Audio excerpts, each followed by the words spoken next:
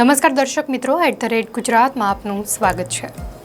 ગુજરાતના રાજ્ય ગૃહમંત્રી હર્ષ સંઘવીએ મહત્વપૂર્ણ જાહેરાત કરતા જણાવ્યું કે ગુજરાત સરકારના કાયદા અનુસાર જે કોઈ વ્યક્તિ ગુનાહિત પ્રવૃત્તિઓમાં સંડોવાઈ હોય તેના બંદૂકના લાયસન્સ રદ કરવામાં આવશે।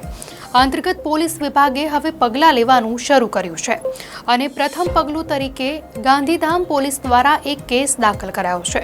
હર્ષ સંઘવીએ કહ્યું કે વ્યાજખોરી જેવા ગંભીર ગુનામાં સંડોવાયેલા આરોપીઓ સામે કડક પગલાં લેવામાં આવી રહ્યા છે। આવા આરોપીઓએ પોતાના કૌભાંડમાંથી કમાવેલી રકમથી ખરીદેલી મિલકતો પણ હવે જપ્ત કરવામાં આવી રહી છે। આ પગલાં રાજ્યમાં કાયદો અને વ્યવસ્થાની સ્થિતિ સુધારવા માટે લેવાયા છે। ગુજરાતમાં બર્થડે સેલિબ્રેશન કે વરઘોડામાં હથિયારનો ઉપયોગ કેટલાક લોકો કરતા હોય છે। તેમણે જણાવ્યું કે માત્ર વટ મારવા માટે હથિયાર લઈને ફરશો તો પછતાશો।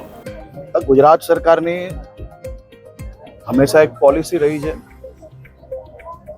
કે કારણ વગરના હથિયારના લાયસન્સો પર હંમેશાથી આપણે લોકોએ કંટ્રોલ રાખવામાં આવ્યો છે।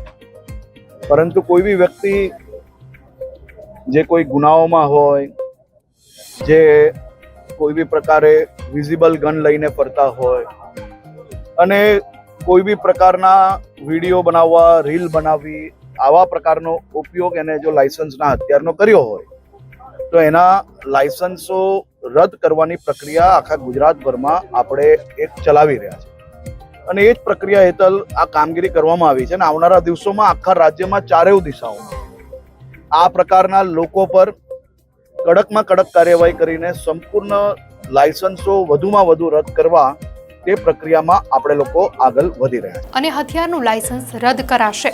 હર્ષ સંઘવીએ વ્યાજખોરોને આડે હાથ લેતા જણાવ્યું કે આખા રાજ્યમાં વ્યાજખોરો સામે પણ કાર્યવાહી કરવામાં આવી રહી છે। વ્યાજખોરો સામે કુત્સિટોક સહિતના ગુના દાખલ કરાયા છે। હર્ષ સંઘવીએ દેશની સેનાની તત્પરતા અને બહાદુરી અંગે પણ વાત કરી। તેમણે કહ્યું કે આપણા દેશના નિર્દોષ નાગરિકો પર હુમલો કરનારા આતંકવાદીઓના ઠેકાણાઓ ભારતીય સેનાએ ખંડેરમાં ફેરવી દીધા છે। ભારતીય વાયુસેનાએ માત્ર એક જ રાતમાં આ મહામૂલ્ય કાર્યવાહી કરી હતી। વડાપ્રધાન નરેન્દ્ર મોદી દ્વારા છેલ્લા દાયકામાં સેનાને આધુનિક સાધનો અને ટેકનોલોજીથી સજ્જ કરાતા હવે ભારતીય સેના પાકિસ્તાનના દરેક ડ્રોનને પણ સફળતાપૂર્વક નષ્ટ કરી રહી છે। હર્ષ સંઘવીએ દેશના નાગરિકોને વિનંતી કરી કે તેઓ મંદિરમાં ઈશ્વરની પ્રાર્થના કરે ત્યારે દેશના જવાનોની સલામતી માટે પણ પ્રાર્થના કરે।